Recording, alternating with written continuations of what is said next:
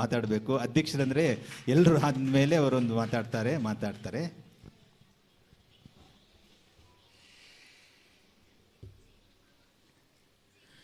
ಸ್ಥಳೀಯ ದೈವ ದೇವರುಗಳನ್ನು ನೆನೆಸುತ್ತಾ ವೇದಿಕೆಯ ಮೇಲಿರುವಂಥ ದೇವರ ಸ್ವರೂಪಿಗಳಾದಂಥ ಹಿರಿಯರಿಂದ ಆಶೀರ್ವಾದವನ್ನು ಬಯಸಿ ಕಿರಿಯರಿಂದ ಹಾರೈಕೆಯನ್ನು ಕೋರುತ್ತಾ ನನ್ನೆಲ್ಲ ಆತ್ಮೀಯ ಬಂಧುಗಳು ಇಲ್ಲಿರೋ ನೆರೆದವ್ರನ್ನೆಲ್ಲ ನೋಡಿದ ತಕ್ಷಣ ನನಗೆ ಇಡೀ ಕರ್ನಾಟಕದ ಬಾವುಟವನ್ನು ನೋಡ್ದಂಗೆ ಆಯಿತು. ಇಡೀ ಕರ್ನಾಟಕದ ಒಂದು ಏನು ನಮ್ಮ ಕರ್ನಾಟಕದ ಅಸ್ತಿತ್ವವೇ ಇಲ್ಲಿದೆ ಅನ್ನಿಸ್ತು. ಯಾಕೆಂದರೆ ಕರ್ನಾಟಕದ ಎಲ್ಲ ಭಾಗಗಳಿಂದ ತಾವು ಬಂದಿದ್ದೀರಿ.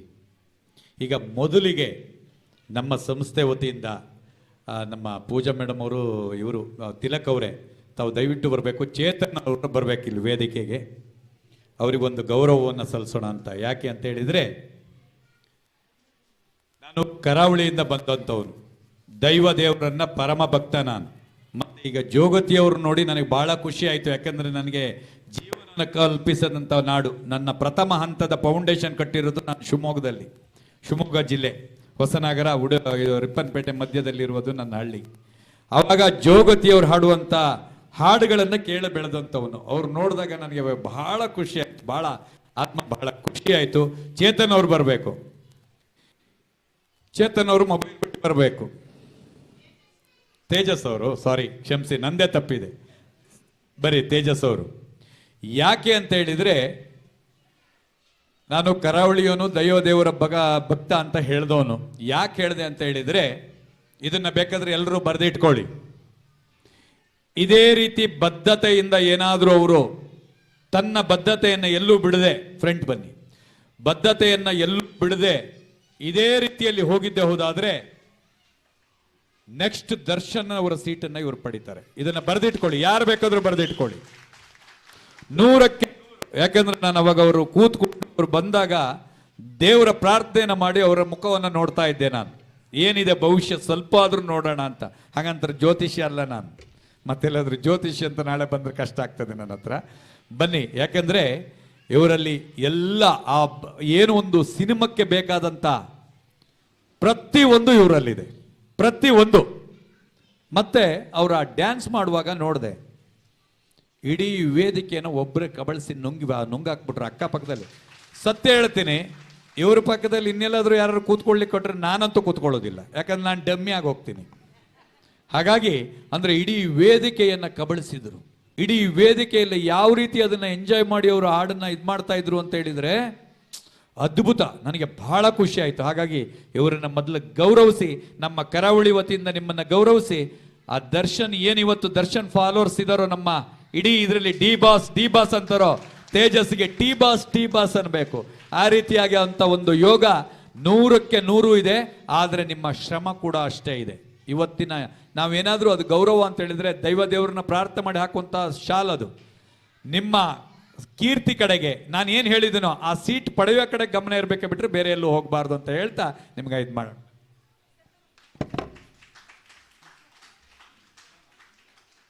ಈಗ ಮಾತಾಡೋಣ ಅಂತ ಹೇಳಿದ್ರೆ ನೋಡಿ, ನಾನೆಲ್ಲ ಕಡೆ ಹೇಳ್ತೀನಿ, ಏನೇ ಮಾಡಿ ಅಧ್ಯಕ್ಷರ ಸ್ಥಾನ ಒಂದು ಬೇಡ ಅಂತ ಹೇಳ್ಬಿಡ್ತೀನಿ. ಇವ್ರಿಗೆ ಆಲ್ರೆಡಿ ಪ್ರಿಂಟ್ ಮಾಡಿದ್ರು ಅವ್ರಿಗೆ ನಾನು ಹೇಳಿದ ಮೇಲೆ ಕೇಳಲೇಬೇಕಾಗತ್ತೆ. ಯಾಕೆ ಅಂದರೆ ಅಧ್ಯಕ್ಷರು ಯಾವ ರೀತಿ ಗೊತ್ತಾ, ಎಲ್ಲರೂ ಎತ್ಕೊಂಡು ಹೋಗ್ಬಿಡ್ತಾರೆ. ಈ ಮಾರ್ಕೆಟಲ್ಲಿ ಈರುಳ್ಳಿ ಎತ್ತಕ್ಕೆ ಹೋಗ್ತೀವಿ ಗೊತ್ತಾ, ಲಾಸ್ಟಿಗೆ ಹೋದವರಿಗೆ ಯಾವ ಸಿಕ್ಕೋದು, ಎಲ್ಲರೂ ಆರಿಸಿಬಿಟ್ಟಿತ್ತು.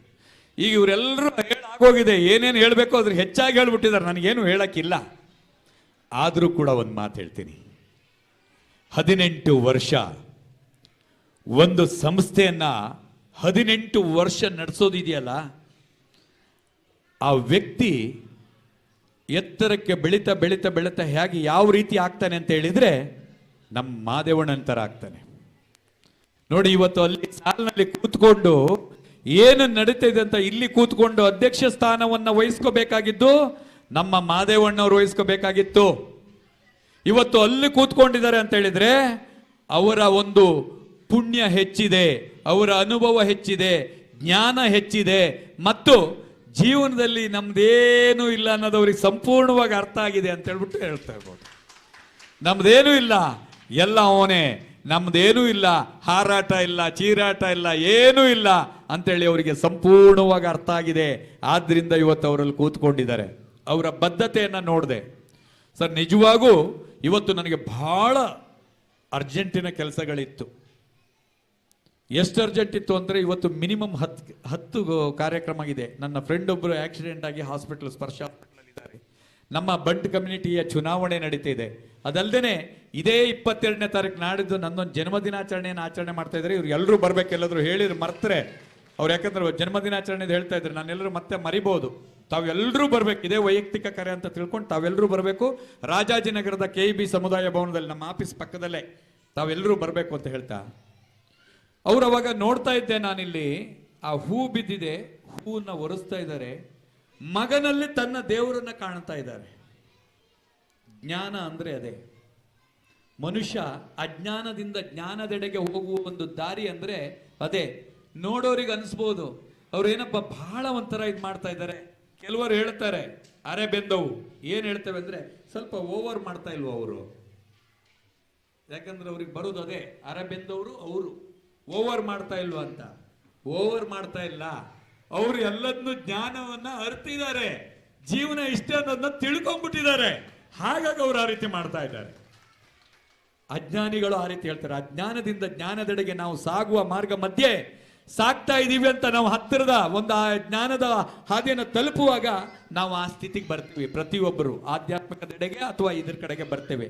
ಅವಾಗ ಇಲ್ಲಿ ಅವರೇ ಕಸ ಗುಡಿಸ್ತಾ ಇದ್ರು, ಅವರೇ ಚೇರಿದ್ ಮಾಡ್ತಾ ಇದ್ರು. ಸರ್ ನಿಜವಾಗೂ ಖುಷಿ ಆಯ್ತು ಸರ್. ಸತ್ಯ ಹೇಳ್ಬೇಕಂದ್ರೆ ಹೇಗಾದ್ರೂ ಮಾಡಿ ತಪ್ಪಿಸ್ಕೊಳ್ಳೋದ ಅಂತ ನೋಡ್ತಾ ಇದ್ದೆ ನಾನು. ಯಾಕಂದ್ರೆ ನಾನು ಕಾರ್ಯಕ್ರಮಗಳಿಗೆ ಹೋಗಲ್ಲ ಸರ್, ನಾನು ಕಾರ್ಯಕ್ರಮಗಳಿಗೆ ಹೋಗಲ್ಲ. ಒಂದು ಸಮಸ್ಯೆ ಆಯ್ತು ಅಂತ ಹೇಳಿ ರಾತ್ರಿ 2 ಗಂಟೆಗಾದ್ರೂ ನಿಮ್ಮ ಮನೆ ಬಾಗಿಲಲ್ಲಿ ಇರ್ತೀನಿ. ನನ್ನ ಮನೇಲಿ ಪೂಜೆ ಇದೆ, ನನ್ನ ಮನೇಲಿ ಕಾರ್ಯಕ್ರಮ ಇದೆ, ನನಗೆ ಬನ್ನಿ ಸಭೆ ಇದೆ ಅಂತ ಹೇಳಿದ್ರೆ ನಾನು ಅಲ್ಲಿಗೆ ಬರಲ್ಲ. ಯಾಕಂದ್ರೆ ಅಲ್ಲಿಗೆ ಬರೋರು 100 ಜನ ಇರ್ತಾರೆ, ಸಮಸ್ಯೆಗೆ ಬರೋರು ಕಡಿಮೆ. ಹಾಗಾಗಿ ನೀವು ಮೊನ್ನೆ ಹೇಳಿದ್ರಿ ಒಂದು ಸಭೆಯನ್ನ ಮಾಡಿದ್ರು, ರವಿಯಣ್ಣ ಬರ್ತಾರ ಇಲ್ಲಿಗೆ ಅನ್ನೋದೇ ನಂಗೆ ಅನುಮಾನ ಆಗಿತ್ತು. ಸಭೆ ಮಾಡಿದ್ರು, ಸುಮಾರು 25,000 ಜನ ಸೇರಿದ್ರು ಸರ್. ಬರೀ ನನ್ನ ಒಂದು ಮಾತಿಗೆ ಗೌರವ ಕೊಟ್ಟು 25,000 ಜನ ಇಡೀ ಕರ್ನಾಟಕದಲ್ಲೇ ಎಲ್ಲ ಹೋರಾಟದ ಏನು ಇದಿತ್ತೋ ಜನಸಂಖ್ಯೆ ಸೇರಿದ್ದು ಅದೆಲ್ಲದನ್ನು ಅಳಿಸಿ ನಮ್ಮದು ಒಂದು ಪ್ರಥಮ ಹಂತಕ್ಕೆ ತಂದು ತಲುಪಿಸಿದ್ದು. ನೀವು ಅಂದ್ಕೋಬಹುದು ಅವತ್ತಿಂದ ರವಿ ಶೆಟ್ಟರು ದೊಡ್ಡ ಆದ್ರು ಅಂತ. ಅದೆಲ್ಲದೂ ಆಗಿದ್ದು ನಿಮ್ಮಂತವರಿಂದ. ನಾನು 2 ಜನ ಇದ್ರು ಬರ್ತೀನಿ, ಆದ್ರೆ ಆ 2 ಜನ ಯಾರಾಗಿರ್ಬೇಕು ಅಂತ, ಪ್ರಾಮಾಣಿಕರಾಗಿರ್ಬೇಕು, ಬಲಿಷ್ಠತೆಯಿಂದ ಕೂಡಿರ್ಬೇಕು, ಬಲಿಷ್ಠತೆ ಇರಬೇಕು. 2 ಜನ ಇದ್ರೆ ಸಾಕು. ನಾವೇನ್ 100 ಜನ ಕಟ್ಕೊಂಡು ಬಂದಾರಲ್ಲ ಸರ್. ಇವತ್ತು ರವಿ ಶೆಟ್ಟರಿಂದ ಜನ ಇದ್ದಾರೆ. ನಾನು ಇದನ್ನ ಮಾಡಿದ್ದೀನಿ, ಗುಡಿಸಿದ್ದೀನಿ, ಗುಡಿಸ್ಕೊಂಡು ಅದೇನು ಹೇಳ್ತಾರಲ್ಲ, ನಾವು ಹೋಟೆಲ್ ಮಾಡಿದವರು. ಹೋಟ್ಲಲ್ಲಿ ಹೇಗೆ ಗೊತ್ತಾ ನಮ್ದು, ಕ್ಯಾಶಲ್ಲಿ ನಿಂತ್ಕೊಳ್ಳೋದು, ಯಾರೋ ಒಬ್ರು ಬಂದು 1 ದೋಸೆ ಕೊಡ್ರಿ ಅಂತ ಹೇಳ್ತಾರೆ, ನಾವು ಇಲ್ಲಿಂದ ಕೂಗೋದು ದೋಸೆನೇನಪ್ಪ ಅನ್ನೋದು ಸ್ಟೈಲ್ ಆಗಿ. ದುಡ್ಡು ತಗೊಳ್ಳೋದು, ದುಡ್ಡು ತಗೊಂಡು ಹೇಳೋದು, 1 ಮಸಾಲೆ ಅನ್ನೋದು, 1 ಮಸಾಲೆ ಹಾಕಪ್ಪ ಅಂತ ಹೇಳಿ ಹಂಗೆ ಈಚೆಯಿಂದ ಉಪ್ಪಲ್ಲಿ ಮಸಾಲೆ ಹಾಕೋದು. ಮತ್ತೆ ಹಿಂಗಲ್ಲಿ ಹಾಕಿ ಬೇಯಕ್ಕೆ ಇಟ್ಬಿಟ್ಟು ಮತ್ತೆ ಹೊರಗಡೆ ಬಂದ ಇನ್ಯಾರು ಬಂದ್ರಂತ, ಏನೋ ಆಗಿಲ್ವ ಇವ್ರದ್ದು ಅನ್ನೋದು. ಆಮೇಲೆ ತಗೊಂಡ್ಬಂದು ನಾವೇ ಕೊಡೋದು. ಆಮೇಲೆ ಕ್ಲೀನ್ ಮಾಡ್ಕೊಂಡ್ರೆ ಇಲ್ಲಿ ಅನ್ನೋದು, ಹೋಗಿ ನಾವೇ ಕ್ಲೀನ್ ಮಾಡೋದು. ತಟ್ಟೆ ಇಲ್ಲ, ನಾವೇ ತೊಳ್ಕೊ ಬಂದಿಡೋದು. ಸೊ ಆ ರೀತಿ ಮಾಡೋದವನು ಮಾತ್ರ ಉತ್ತಮ ಒಂದು ಸಮಾಜವನ್ನು ನಿರ್ಮಾಣ ಮಾಡಬಲ್ಲ, ಉತ್ತಮ ಸಂಘಟನೆ, ಉತ್ತಮ ಟ್ರಸ್ಟ್ ನಿರ್ಮಾಣ ಮಾಡ್ತಾನೆ. ಅಂದ್ರೆ ಆ ರೀತಿ ಯಾರು ಹಾರ್ಡ್ ವರ್ಕ್ ಮಾಡ್ತಾರೋ ಅವರು ಮಾತ್ರ. ಅದನ್ನ ಬಿಟ್ಟು ನಮ್ಮ ಮಾದೇವಣ್ಣ ಸಂಘಟನೆ ಮಾಡ್ತಾ ಇದ್ದಾರೆ, ಮಾದೇವಣ್ಣ ಹೆಂಡತಿ ಮಾಡ್ತಾ ಇದ್ದಾರೆ, ಸಿಕ್ಕಾಪಟ್ಟೆ ದುಡ್ಡು ಬಂದಿರ್ಬೋದಿದೆ, ಸಿಕ್ಕಾಪಟ್ಟೆ ಕಲೆಕ್ಷನ್ ಮಾಡಿದ್ದಾರೆ. ನಾನು ಮಾಡೋಣ ಅಂತ ಹೋದವರೆಲ್ಲ 1 ವರ್ಷದ ರಿನ್ಯೂವಲ್ ಮಾಡಕ್ ಕೂಡ ಆಗಿಲ್ಲ. 1 ವರ್ಷದ ರಿನ್ಯೂವಲ್ ಕೂಡ ಮಾಡಕ್ ಯೋಗ್ಯತೆ ಇಲ್ಲದೆ ಬಂದ್ ಮಾಡಿಕೊಂಡು ಹೋಗಿದ್ದಾರೆ ಎಷ್ಟೋ ಸಂಘಟನೆಗಳು. ಆದ್ರೆ ನೀವು 18 ವರ್ಷವನ್ನ ಈ ಮೈತ್ರಿ ಕಲ ತಂಡ ಮಾಡ್ತಾ ಇದೆ ಅಂತ ಹೇಳಿದ್ರೆ ನಿಮ್ಮ ಮೌಲ್ಯತೆ ಇದರಲ್ಲಿ ಗೊತ್ತಾಗ್ತದೆ. ಯಾವುದೇ ಒಂದು ಪೂರ್ತಿ ಅನ್ನವನ್ನ ಇದು ಮಾಡೋದು ಬೇಡ. ನನ್ನ ಗೆಳೆಯರನ್ನೆಲ್ಲ ನೋಡ್ತಾ ಇದ್ದೆ ಅವಾಗ ಮಾತನಾಡುವಾಗ, ಮೊಬೈಲನ್ನ ಹಿಡ್ಕೊಂಡಿದ್ರು ಬಹಳಷ್ಟು ಜನ. ಮೊಬೈಲ್ ಹಿಡ್ಕೊಂಡಿದ್ರು, ಮೊಬೈಲ್ ಹಿಡ್ಕೊಳ್ಳಿ. ನಾವು ಇಲ್ಲಿ ಇಷ್ಟು ನನ್ನ ಸ್ನೇಹಿತರು ಮಾತಾಡಿದ್ರು, ನಮ್ಮ ಸಿನಿಮಾ ನಟರಾಗಿರ್ಬೋದು ಅಥವಾ ನಮ್ಮ ಮಾಸ್ಟ್ರು ಅದ್ಭುತವಾದ ಕೆಲವು ಮಾತಾಡಿದ್ರು. ನಾನು ಎಷ್ಟೋ ವಿಷಯಗಳನ್ನ ತಿಳ್ಕೊಂಡೆ ಅವರಿಂದ. ಇವರು ಮಾತಲ್ಲಿ 2 ಮಾತಾಡಿ ಬಂದ್ರು, ಅದರಲ್ಲಿ ಒಂದು ವಿಷಯ ತಿಳ್ಕೊಂಡೆ, ಎಲ್ಲಿ ಎಷ್ಟು ಮಾತಾಡಬೇಕು ಅನ್ನೋದನ್ನ ನಾನು ಅವರಿಂದ ತಿಳ್ಕೊಂಡೆ. ಅಂದ್ರೆ ಪ್ರತಿ ಒಂದು ವಿಷಯದಲ್ಲೂ ನಮಗೆ ಕಲೀಲಿಕ್ಕಿರುತ್ತೆ. ಆ ಕಲಿಯುವ ಆಸಕ್ತಿ ನಮ್ಮಲ್ಲಿರಬೇಕು, ಮತ್ತೆ ಅದನ್ನ ಅಳವಡಿಸ್ಕೊಳ್ಳೋ ತಾಕತ್ತು ನಮ್ಮಲ್ಲಿರಬೇಕು. ಇಲ್ಲ ಅಂದ್ರೆ ಅದೇ ಫೇಸ್ಬುಕ್ನಲ್ಲಿ ಯಾರೋ ಏನೋ ಬರ್ದಿರ್ತಾನೆ ಸರ್, ಎಲ್ಲೋ ಯಾಕೆ. ಈಗ ನಿನ್ನೆ ನನ್ನ ಸ್ನೇಹಿತ BBMP ಈಗ ಹೋಗಿದ್ದಾನೆ ಸ್ವಲ್ಪ ಹೊತ್ತು ಮೊದಲೇ, ಅಲ್ಲಿ ಏನೂ ಇಲ್ಲ, ಸರಿ ಇದೆ. ಸಂಜೆ ಬಂದಿದ್ದಾನೆ, 3 ಗಂಟೆಗೆ ಹೋಗಿದ್ದಾನೆ, 7 ಗಂಟೆಗೆ ಬಂದಿದ್ದಾರೆ. 7 ಗಂಟೆ ಬರುವಾಗ ಒಂದು ಕಲ್ಲನ್ನು ಮಾತ್ರ ತೆಗೆದಿದ್ದಾರೆ BBMP ಅವರು, GB ಅವರು ಬಂದ್ರು. ಮಾಮೂಲು ಆಫೀಸಿಗೆ ಹೋಗೋ ರೋಡಲ್ಲ, ಹಿಂಗ್ ಬಂದ್ರು, ಧಬಕ್ಕ ಬಿದ್ದರು. ಅದು ಕ್ಲೀನಾಗಿ ಟಿವಿಯಲ್ಲಿ ಬಂದಿದೆ, ಹೇಗೆ ಬಿದ್ದಿದ್ದಾರೆ, ಏನ್ ಬಿದ್ದಿದ್ದಾರೆ ಎಲ್ಲ ಇದೆ. ಅದರಲ್ಲಿ ಒಬ್ಬ ಕೆಳಗೊಬ್ಬ ಹಾಕಿದ್ದಾನೆ, ಕುಡಿಯೋದು ಸ್ವಲ್ಪ ಕಡಿಮೆ ಮಾಡಬೇಕು ಅಂತ. ಏನು ಅಲ್ಲ, ಸಿಕ್ಕಿದ್ರೆ ಏನ್ರಲ್ಲಿ ಹೊಡಿಬೇಕು ಅನ್ಸುತ್ತೆ ಹೇಳಿ, ಬಹಳ ಸಿಟ್ಟು ಬರ್ತದೆ. ಅಂದ್ರೆ ಅವಾಗ ಅದರ ಬಗ್ಗೆ ನಾವು ಬೇಜಾರಾಗುವಂಥದ್ದಿಲ್ಲ. ಅವ ಅತಿ ಕಟ್ಟ ಕಡೆಯಲ್ಲಿದ್ದಾನೆ, ಅವನಿಗೆ ಇತ್ಲಾಗೆ ಬರ್ಬೇಕನ್ನೋ ಮನಸ್ಥಿತಿನೇ ಇಲ್ಲ ಅವನಿಗೆ. ಕಟ್ಟ ಕಡೆಯಲ್ಲಿ ಮೊಬೈಲ್ ಹೊತ್ಕೊಂಡು ಕೂತ್ಕೊಬಿಟ್ಟಿದ್ದಾನೆ ಅವನು. ಮೊಬೈಲ್ ಹೊತ್ಕೊಂಡು ಕೂತ್ಕೊಳ್ತಾರಲ್ಲ, ಅದು ಎಲ್ಲಿ ಒಂದು ಸಭೆ ನಡೀತದೋ, ಒಂದು ಕಾರ್ಯಕ್ರಮ ನಡೀತದೋ, ಅಲ್ಲೂ ಕೂಡ ಮೊಬೈಲ್ ಒತ್ತೋರಿಗೆ ಯಾರು ಬೇಸರ ಆಗಬೇಡಿ. ಬೇಸರ ಆದ್ರೂ ನನಗೇನಿಲ್ಲ, ತಿದ್ಕೊಳ್ಳಿ ಅಂತ ನಾನು ಹೇಳ್ತೀನಿ. ಯಾಕಂದ್ರೆ ನಾನು ನಿಮ್ಮನೆಗೆ ಊಟಕ್ಕೆ ಪ್ರೀತಿಯಿಂದ ಕರೆದ್ರೆ ಬರ್ತೀನಿ ವಿನಃ ಬರೋಂಥ ಕಾಲ ಬರಲ್ಲ. ಅಂತ ಕಾಲ ಬಂದ್ರೆ ಜೀವ ತಕೊಳ್ತೀವಿ, ಬಿಟ್ರೆ ಯಾವುದೇ ಕಾರಣಕ್ಕೂ ಬರೋದಿಲ್ಲ. ನಾನು ಹೇಳ್ತಾ ಇರೋದು ಯಾಕೆ ಹೇಳ್ತಾ ಇದ್ದೀನಿ ಅಂತ ಹೇಳಿದ್ರೆ, ಅತೃಪ್ತ ಆತ್ಮ, ತೃಪ್ತ ಆತ್ಮ, ನಿಮ್ಮಲ್ಲಿ ನೀವೇ ಇವತ್ತು ಪರೀಕ್ಷೆ ಮಾಡ್ಕೊಳ್ಳಿ. ತೃಪ್ತ ಆತ್ಮ ಅಂದ್ರೆ ಏನು, ಅತೃಪ್ತ ಆತ್ಮ ಅಂದ್ರೆ ಏನು? ನಮ್ಮ ಶಂಕರ್ನಾಗ್ ಅವರು, ಜೂನಿಯರ್ ಶಂಕರ್ನಾಗ್ ಅವರು ಇದ್ದಾರೆ ಸರ್, ನಿಮಗೆ ಅಭಿನಂದನೆಗಳು. ಅತೃಪ್ತ ಆತ್ಮ ಮತ್ತು ತೃಪ್ತ ಆತ್ಮ ಅಂದ್ರೆ ಏನು? ತೃಪ್ತ ಆತ್ಮ ಯಾವ್ದು ಗೊತ್ತಾ? ನಮ್ಮ ಡಾಕ್ಟ್ರಿಗೆ ಗೊತ್ತಿರುತ್ತೆ. 6 ಗಂಟೆಗೆ ಊಟ ಮಾಡಿ 10 ಗಂಟೆಗೆ ಬೇಡ ಅಂದ್ರೂ ಎಳೆದು ಬಿಡಬೇಕು ಬೆಡ್ಡಿಗೆ, ಅದು ತೃಪ್ತ ಆತ್ಮ. ಕಣ್ತುಂಬ ನಿದ್ದೆ ಬರಬೇಕು. 5:15ವರೆಗೆ ಏನಾಗ್ತಾ ಇದೆ ಅಂತ ಗೊತ್ತಾಗಬಾರ್ದು, ಕಣ್ತುಂಬ ನಿದ್ದೆ ಬರಬೇಕು. ಆದ್ರೆ ಸಣ್ಣದೊಂದು ಸೌಂಡ್ ಬಂದ್ರೂ ಕೂಡ ಟಕ್ಕ ಎಚ್ಚರಿಕೆ ಆಗುವಂತ ಒಂದು ಶಕ್ತಿ ಇರೋದು, ಅದು ತೃಪ್ತ ಆತ್ಮ. ಅತೃಪ್ತ ಆತ್ಮ ಅಂದ್ರೆ ಯಾವುದು?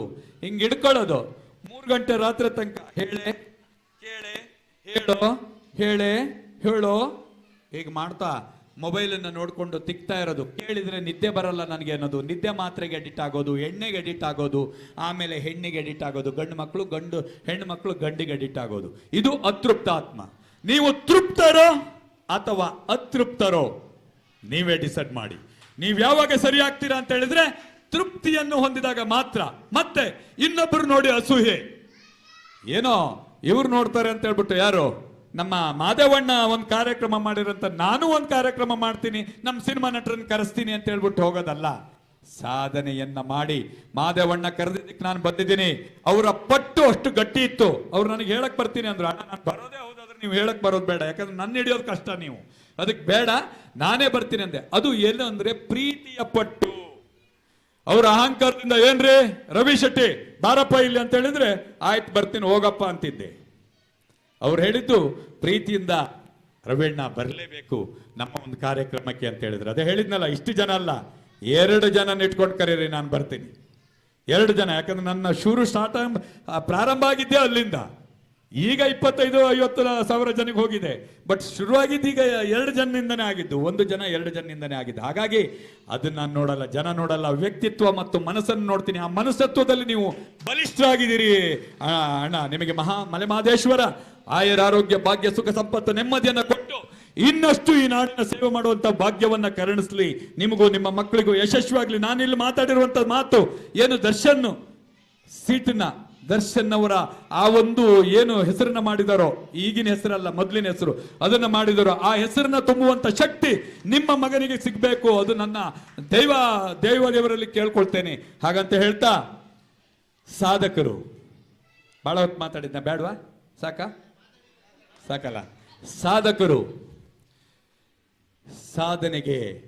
ಸಾಧನೆ ಅಂತ ಹೇಳಿದ್ರೆ ಎಲ್ಲಿಂದ ಶುರು ಆಗ್ತದೆ ಅಂತ ಹೇಳಿದ್ರೆ, ಸಣ್ಣತನ. ನೀವು ಸಾಧನೆ ಮಾಡ್ಬೇಕಂದ್ರೆ ದುಡ್ಡು ಯಾರಪ್ಪನ ಮನೆಯಿಂದ ಬರ್ತದೆ? ರವಿ ಶೆಟ್ಟಿ ನಿಂತ್ಕೊಂಡು ಹೇಳ್ತಾರೆ ಸಾಧನೆ ಮಾಡಿ ಅಂತ. ಏನು ದುಡ್ಡು ಬರ್ತದ? ಅವ್ರಿಗೇನೋ ಸಿಕ್ಕಾಪಟ್ಟೆ ಬರ್ತಾ ಇರ್ಬೇಕು, ಹೇಳ್ತಾರೆ, ನಂಗೆಲ್ಲಿಂದ ಬರಬೇಕು? ಸಾಧನೆ ಮಾಡುವ ಮನಸ್ಸಿಗೆ, ಇರುವೆಗೆ ಮನೆಯಲ್ಲಿ ಉಳಿದ ಸ್ವಲ್ಪ ಸಕ್ಕರೆ, ಸ್ವಲ್ಪ ಬೆಲ್ಲ, ಸ್ವಲ್ಪ ರವೆ ಹಾಕಿದ್ರೆ ಅದು ಕೂಡ ಸೇವೆ. ನಾವು ಇವತ್ತು ಮಾಡ್ತೀವಿ. ನೀವು ಫ್ರೀಡಂ ಪಾರ್ಕ್ ಸುತ್ತಮುತ್ತ ಇರುವೆಗಳಿಗೆ, ಇದಕ್ಕೆ ಯಾವುದಕ್ಕೆ ಅಂದ್ರೆ ಕೋತಿಗಳಿಗೆ ಮತ್ತು ಪಾರಿವಾಳಗಳಿಗೆ, ಅಲ್ಲಿರುವ ನಾಯಿಗಳಿಗೆ ಹಾಲು ಹಾಕುವಂತ ಕೆಲಸನ್ನ, ಇರುವೆಗಳಿಗೆ ರವೆ ಮತ್ತು ಇದು ಹಾಕುವಂತ ಕೆಲಸವನ್ನು ಮಾಡ್ತೀವಿ. ಅದು ಕೂಡ ಒಂದು ಸೇವೆನೇ. ಮತ್ತೆ ಯಾರೋ ಒಂದು ಮಗು ಬಡತನದಲ್ಲಿ ಹರಿದೋಗಿರೋ ಬಟ್ಟೆನ ಹಾಕೊಂಡು ಹೋಗ್ತಾ ಇರುತ್ತೆ, ಅದಕ್ಕೆ ದುಡ್ಡು ಕೊಡಬಾರ್ದು. ದುಡ್ಡು ಕೊಟ್ರೆ ಕೆಟ್ರಿ ನೀವು, ದುಡ್ಡು ಕೊಡಬಾರ್ದು. ಆ ಮಗುವಿಗೆ ಒಂದು ಜೊತೆ ಬಟ್ಟೆ ಕೊಡಿಸಿ ಸುಖ ಅನುಭವಿಸಿ. ಅದರಲ್ಲಿ ತುಂಬಾ ಸುಖ ಇದೆ. ಕೊಟ್ಟು ನೋಡಿ, ಬಹಳ ಖುಷಿ ಆಗ್ತದೆ. ನಿಮ್ಮ ಹತ್ರ ಇರಲ್ಲ, ಆದ್ರೂ ಅಷ್ಟೇ ಅಂಗಿ ಚಡ್ಡಿ 2 ಕೊಡ್ಸಕ್ಕಾಗಿಲ್ಲ ಅಂದ್ರೆ ಅಂಗಿ 1 ಕೊಡಿಸಿ. ಇಲ್ಲ ಯಾರೋ ಒಬ್ಬ ಹಿಂಗಂತ ಇರ್ತಾನೆ, ಅಣ್ಣ ಊಟ ಮಾಡ್ತೀಯ ಅಣ್ಣ ಅಂತ ಒಂದು ಊಟ ಕೊಡಿಸ್ ನೋಡಿ, ಅದರಲ್ಲಿರೋ ಖುಷಿ ನಿಜವಾಗೂ ನಿಮ್ಮ ಹೊಟ್ಟೆ ತುಂಬೋಗ್ಬಿಡುತ್ತೆ. ಅವ್ರಿಗೆ ಊಟ ಕೊಟ್ಟರೆ ನಿಮ್ಮ ಹೊಟ್ಟೆ ತುಂಬೋಗ್ಬಿಡುತ್ತೆ. ಇದೇ ಸೇವೆ. ಈ ಸೇವೆ ಬಹಳ ಬಲಿಷ್ಠವಾದ್ದು. ಯಾರಿಗೋ ದುಡ್ಡು ಕೊಡೋ ಸೇವೆ ಅಲ್ಲ. ನನಗೆ ಯಾರಾದರೂ ರವಿ ಶೆಟ್ಟರ ದುಡ್ಡು ಇವತ್ತಿನವರೆಗೆ ₹1 ಡೊನೇಷನ್ ಕೊಟ್ಟಿಲ್ಲ. ನಾನು ₹1 ಡೊನೇಷನ್ ಇಲ್ಲಿವರೆಗೂ ಕೊಟ್ಟಿಲ್ಲ. ನಾನೊಬ್ಬ MLA ಕ್ಯಾಂಡಿಡೇಟ್, ಸ್ವಲ್ಪ ಒಟ್ಟಿನಲ್ಲಿ ಸೋತಂತವ್. ನಾನು ₹1 ಕೂಡ ಡೊನೇಷನ್ ಕೊಟ್ಟಿಲ್ಲ. ಜನಗಳಿಗೆ ಕೇಳಿದ್ದೇನೆ, ನಾನ್ ಬೇಕು ಅಂದ್ರೆ ನೀವು ಗೆಲ್ಸ್ಕೊಳ್ರಯ್ಯ, ನನಗೆ ಅವಶ್ಯಕತೆ ಇಲ್ಲ. ನನಗೆ ಏನಕ್ಕೆ MLA ಆಗಿ ಏನಾದ್ರು ಅವಶ್ಯಕತೆ ಇದೆಯಾ? ನಾನು MLAಕ್ಕಿಂತ ಟಾಪ್ ಆಗಿದ್ದೀನಿ. ಈಗ ಮುಖ್ಯಮಂತ್ರಿನೇ ಕರೆಸ್ತೀನಿ ನನ್ನ ಹೋರಾಟಕ್ಕೆ. ಅಂಥದ್ರಲ್ಲಿ ನನಗೆ ಯಾಕೆ MLA ಬೇಕು? ನನಗೆ MLA ಬೇಡ. ಆದ್ರೆ ನಿಮಗೆ ನಾನೇನಾದ್ರು ಬೇಕು ಅಂದ್ರೆ ನನ್ನನ್ನು ಗೆಲ್ಸ್ಕೋಬೇಕು. ನೀವೆಲ್ಲಾದ್ರೂ ನನ್ನ ಹತ್ರ ದುಡ್ಡಿಸ್ಕೊಂಡಿದ್ದೆ ಹೋದಾದ್ರೆ ಅದು ಇನ್ವೆಸ್ಟ್ಮೆಂಟ್. ನಾನು ನಿಮ್ಮ ಮೇಲೆ ಇನ್ವೆಸ್ಟ್ಮೆಂಟ್ ಮಾಡ್ತೀನಿ, ನನಗೆ ವಾಪಸ್ ಬರಲೇಬೇಕು. ಅದು ಹೇಗೆ? ಬಡ್ಡಿ ಸಮೇತ ಬರಬೇಕು. ನನಗೆ ಬಡ್ಡಿ, ಚಕ್ರ ಬಡ್ಡಿ, ಇನ್ನೊಂದು ಬಡ್ಡಿ, ಮತ್ತೊಂದು ಬಡ್ಡಿ ಎಲ್ಲ ಬರಬೇಕು. ಪಾಪ ನಮ್ಮ YSV ದತ್ ಅವರ ಅತ್ತಿಗೆ ಅಂತೆ ಅವರು, YSV ದತ್ ಅವರು ಪಾಪ ಅದೇ ರೀತಿ ನಂತರ ಹೇಳಿ ಹೇಳಿ ಈಗ ಪಾಪ ಏನು ಅಂದ್ರೆ ಬಹಳ ಗೌರವ ಇದೆ. YSV ದತ್ ಅವರು ಅಂದ್ರೆ ದತ್ತ ಮಾಸ್ಟರ್ ಅಂತ ಗೌರವ ಇದೆ. ಆ ಗೌರವನೇ ಅವರಿಗೆ ಸಾಕು. ಅಂತ ಯೋಗ್ಯ ವ್ಯಕ್ತಿಗಳಾಗೋಣ. ಯಾವತ್ತೂ ಅಷ್ಟೇ ಲಂಚ ತಗೊಂಡ್ರೆ, ನಾನು ಪೊಲೀಸ್ ಇಲಾಖೆಗೆ ಹೇಳ್ತೀನಿ, ನೇರ ಹೇಳ್ತಾ ಇದ್ದೇನೆ. ನನ್ನ ಫೇಸ್ಬುಕ್ ಡಾಕ್ಟರ್ ರವಿ ಶೆಟ್ಟಿ ಬೈಂದೂರು ಅಂತ ಕನ್ನಡದಲ್ಲಿ ಹೊಡೆದು ನೋಡಿ. ಒಬ್ಬೊಬ್ಬ ಅಧಿಕಾರಿಗಳಿಗೆ, ಪೊಲೀಸ್ ಅಧಿಕಾರಿ ಅಂತ ಎಲ್ಲರಿಗೆ ನಾನು ಬಿಡಿಸೋ ಚಳಿ ನೋಡಿ. ನನಗೆ ಹೇಳಿದ್ದಾರೆ, ಈಗಿನ ಜೂನಿಯರ್ ಹಿರಿಯಣ್ಣಯ್ಯ ಅಂತ ಬಿಟ್ಟು ಮಾಸ್ಟರ್ ಹಿರಿಯಣ್ಣಯ್ಯ ಅಂತ ಬಿಟ್ಟು ಹೇಳಿದ್ದಾರೆ ನನಗೆ. ಯಾಕಂದ್ರೆ ಉಗೀತೀನಿ ಹೆಂಗೆ ಅಂತ ಹೇಳಿದ್ರೆ ಒರೆಸ್ಕೊಳ್ಳೋಕ್ಕೂ ಆಗ್ಬಾರ್ದು ಅವ್ರಿಗೆ. ಆ ಮಟ್ಟದಲ್ಲಿ ಉಗೀತೀನಿ ನಾನು. ಅದು ಕಾನೂನು ಬದ್ಧವಾಗಿ, ಅಶ್ಲೀಲವಾಗಲ್ಲ, ಬೈಯಲ್ಲ. ನನಗೆ ಬರಲ್ಲ ಬೈಯಕ್ಕೆ. ಬಹಳ ಕಾನೂನು ಬದ್ಧವಾಗಿ ಬೈತೀನಿ. ಒಬ್ಬ ಪೊಲೀಸ್ ಅಧಿಕಾರಿಗೆ ನೇರವಾಗಿ ಹೇಳ್ತಾ ಇದ್ದೀನಿ. ಈಗ ಒಂದು ಚಳುವಳಿ ಶುರು ಮಾಡಿದ್ದೀನಿ. ನೀನ್ ಇಲ್ಲಿ ಲಂಚ ತಗೊಳ್ತಾ ಇರ್ತೀಯಪ್ಪ, ನಿನ್ನ ಮಗ ಅಲ್ಲಿ ಹೋಗಿ ಬಾರಲ್ಲಿ ಹೋಗಿ ಕೂತ್ಕೊಂಡು ಕುಡಿತಾ ಇರ್ತಾನೆ, ಅದನ್ನ ಬಿಟ್ಟು ನಿನ್ನ ಮಗನ ದೇವಸ್ಥಾನದಲ್ಲಿ ಹೋಗಿ ಪೂಜೆ ಮಾಡ್ಬೇಕು ಅಂತ ಹೇಳಿದ್ರೆ ಲಂಚ ತಗೊಳ್ಳೋದು ಬಿಡೋ ಮೊದಲೇ ಅಂತ ಹೇಳ್ಬಿಟ್ಟು ಹೇಳ್ತಾ ಇದ್ದೇನೆ. ಎಲ್ಲ ಅಧಿಕಾರಿಗಳಿಗೂ ಬಂತದ್ದು. ಹಾಗೆ ಆರೋಗ್ಯದ ವಿಷಯ ನಮ್ಮ ಇವ್ರು ಹೇಳ್ತಾ ಇದ್ರು. ಆರೋಗ್ಯದ ಬಗ್ಗೆ ಬಿಡಿ, ನಮ್ಮವ್ರು ಕೇಳೋರೇ ಇಲ್ಲ. ಈಗ ಏನ್ ಹೇಳ್ಬಿಡ್ತಾರೆ ಅಂದ್ರೆ, ಇರೋದ್ 4 ದಿನ ಎಲ್ಲ ಚೆನ್ನಾಗಿದ್ ಬಿಡೋಣ. ಇರೋದ್ 4 ದಿನ ಆದ್ರೂ ಚೆನ್ನಾಗಿರ್ಬೇಕಲ್ಲ. ದೇವ್ರಷ್ಟು ಇಷ್ಟು 4 ದಿನ ಕರ್ಕೊಂಡು ಹೋದ್ರ ಹತ್ರ ರಗಳೆ ಇಲ್ಲ, ಜನಸಂಖ್ಯೆನೂ ಕಡಿಮೆ ಆಗ್ತದೆ. ಏನ್ರಿ ಅದಿರ್ಬೇಕು ನೋಡಿ. ನಿಮಗೊಂದು ಉದಾಹರಣೆ ಹೇಳ್ತೀನಿ. ವಾಟರ್ ಥೆರಪಿ ಅಂತ ಹೇಳ್ಬಿಟ್ಟು ಇವತ್ತಿಗೆ 21 ದಿನ ಆಯ್ತು. ನಾನು 21 ದಿನ ಆಯ್ತು ಬರೀ ನೀರು ಮಾತ್ರ, ಲಿಕ್ವಿಡ್ ವೆಲ್ ಮಾತ್ರ ಇದ್ದೀನಿ ನಾನು. 21 ದಿನ ಆಯ್ತು. ಬೇಯಿಸಿದ ತರಕಾರಿಯ ನೀರು, ಕುಡಿಯುವ ನೀರು ಬಿಟ್ಟು ಬೇರೆ ಏನು ತಿಂದಿಲ್ಲ. 21ನೇ ದಿನ ಇವತ್ತಿಗೆ. ಇದರಿಂದ ನನ್ನ ಎನರ್ಜಿ ಹೆಚ್ಚುತ್ತಾ ಇದೆ. ನನಗೆ ಯಾವುದಾದ್ರೂ ಬ್ಲಡ್ನಲ್ಲಿ ಏನಾದ್ರು ಸಮಸ್ಯೆ ಇದ್ರೆ ಸರಿ ಹೋಗುತ್ತೆ. 53 ಸಲ ರಕ್ತ ಕೊಟ್ಟಿದ್ದೀನಿ ಇಲ್ಲಿವರೆಗೆ. 54 ಸಲ ರಕ್ತ ಕೊಟ್ಟಿದ್ದೇವೆ. ಸೊ ಅದಕ್ಕೆ ಹೇಳೋದು, ಆರೋಗ್ಯದ ಕಡೆ ಗಮನ ಇರಿ. 2 ದಿನಕ್ಕೆ ಹೋಗೋಣ ಪರವಾಗಿಲ್ಲ, ಆ ಹೋಗುವವರೆಗೂ ಚೆನ್ನಾಗಿರೋಣ. ಯಾಕಂದ್ರೆ ನಮ್ಮನ್ನು ಎತ್ತುವಾಗ ಅವ ವಾಸನೆ ಅಂತ ಹೇಳಬಾರ್ದಲ್ಲ. ಅವನು ಇಲ್ಲಪ್ಪ ಬಹಳ ಕ್ಲೀನ್ ಇದ್ದಾರೆ, ನಾನು ಒಂಚೂರು ಎತ್ತಲ ಅಂತ ಹೇಳಬೇಕು. ಆ ರೀತಿಯಾಗಿ ಯೋಗ್ಯತೆಯಿಂದ ನಾವು ಸಾಯುವಂತ ಕೆಲಸವನ್ನು ಮಾಡುವ. ಸಾಯುವಾಗ ಕೂಡ ಯೋಗ್ಯತೆ ಇರಬೇಕು, ದಕ್ಷತೆಯಿಂದ ಸಾಯಬೇಕು ನಾವು. ಸಾವು ಎಲ್ಲರಿಗೂ ಯಾಕೆ ಬೇಕಾದ್ರೂ ಬರುತ್ತೆ. ಮತ್ತೆ ನಿಮ್ಮಲ್ಲಿ ನಾನು ಈ ಟ್ರಸ್ಟ್ ವತಿಯಿಂದ ನಿಮ್ಮನ್ನು ಕೇಳ್ತಾ ಇದ್ದೀನಿ. ಟ್ರಸ್ಟ್ ನಲ್ಲಿ ಪದಾಧಿಕಾರಿಗಳಾಗೋರು ನಿಮ್ಮದೇ ಆದಂತ ಜವಾಬ್ದಾರಿಯನ್ನು ನಿರ್ವಹಿಸಿ. ನೀವೆಲ್ಲ ಅಂದ್ಕೊಂಡಿರ್ತೀರಿ ಅಧ್ಯಕ್ಷರಿಗೆ ಸಿಕ್ಕಾಪಟ್ಟೆ ದುಡ್ಡು ಬರುತ್ತೆ, ಅವ್ರೇನ್ ಮಾಡ್ಕೊಡ್ತಾರೆ ಬಿಡು. ಯಾವ ದುಡ್ಡು ಬರಲ್ಲ. ಬಿಳಿ ಕಾಲರು ಹಿಂಗಿರ್ತದೆ, ಡೌನ್ ಆಗಂಗಿಲ್ಲ. ಮನೇಲಿ ಇದ್ದಿದ್ನೆಲ್ಲ ಮಾರಿದ್ರು ಸರಿ, ಮಾಡ್ಲೇಬೇಕು. ಆದ್ರೆ ಅವ ದಕ್ಷತೆ ಮಾತ್ರ ಹಿಂಗೆ ಇರಬೇಕು, ಹಿಂಗೆ ಡೌನ್ ಆಗಂಗಿಲ್ಲ. ಡೌನ್ ಆಗ್ಬಿಟ್ರು ಹೋಯ್ತು. ಮತ್ತೆ ಅಧ್ಯಕ್ಷರುಗಳಿಗೆ ಏನೇನ್ ಕೆಟ್ಟ ಹೆಸರು ಗೊತ್ತಾ? ಇಲ್ಲೇನಾದ್ರು ಒಂದು ಹೋರಾಟ ನಡೀತಾ ಇರುತ್ತೆ, ನಾನು ಹೋರಾಟ ಮಾಡತ್ತೆ ಹೇಳ್ತೀನಿ, ಯಾವ ಕಾರಣಕ್ಕೂ ಬಿಡಲ್ಲ ನಾನು ಇವ್ರನ್ನ, ಹಂಗ್ ಮಾಡ್ತೀನಿ ಹಿಂಗ್ ಮಾಡ್ತೀನಿ ಅಂತೀನಿ. ಎನರ್ಜಿ ಇರ್ತದೆ ಸರ್, ಬೆಳಿಗ್ಗೆ ಬಂದಿರ್ತೀನಿ, ಎನರ್ಜಿ ಇರ್ತದೆ. ಅಲ್ಲೊಬ್ಬ ಕಾಮೆಂಟ್ ಮಾಡ್ತಾ ಇರ್ತಾನೆ, ಏನಂತ ಗೊತ್ತಾ?